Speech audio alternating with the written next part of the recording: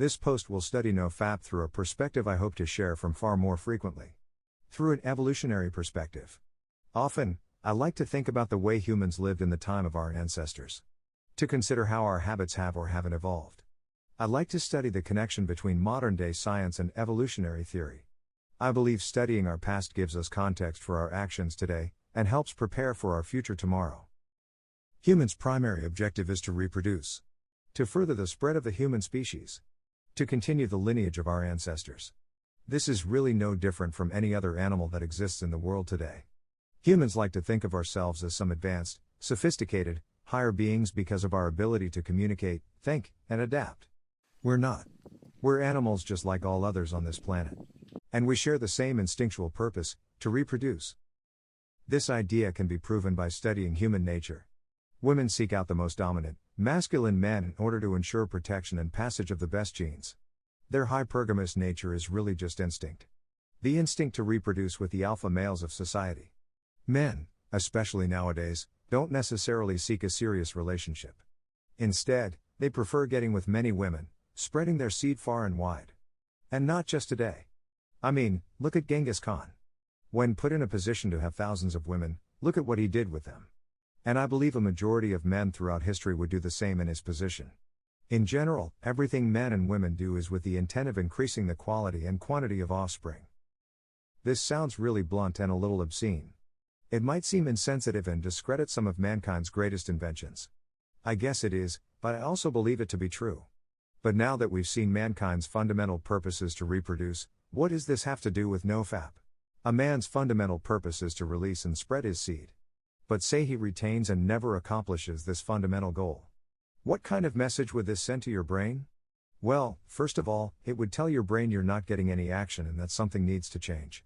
You're not releasing and spreading your seed, and therefore you're not fulfilling the most basic objective. Human anatomy has many survival mechanisms built into it.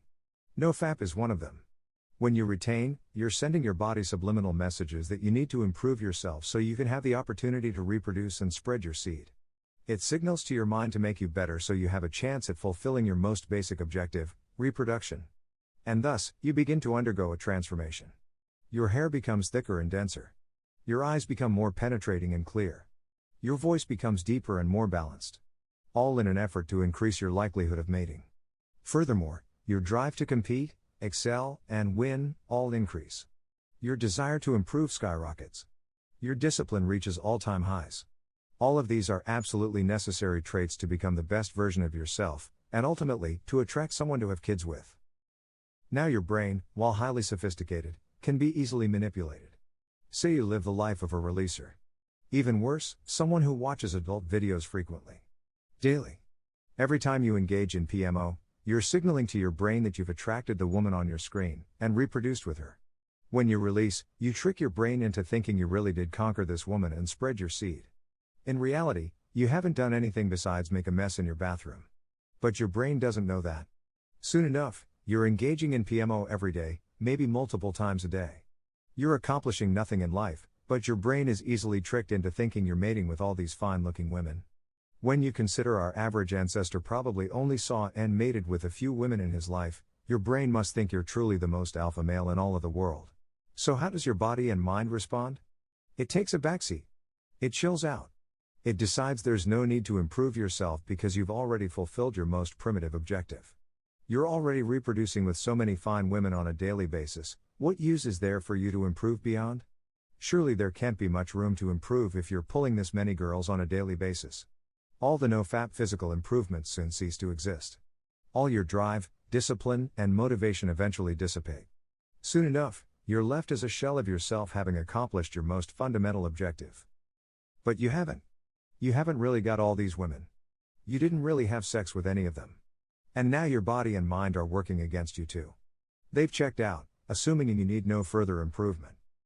The objective of this post was to illustrate what our ancestors went through and how we've evolved to where we are today.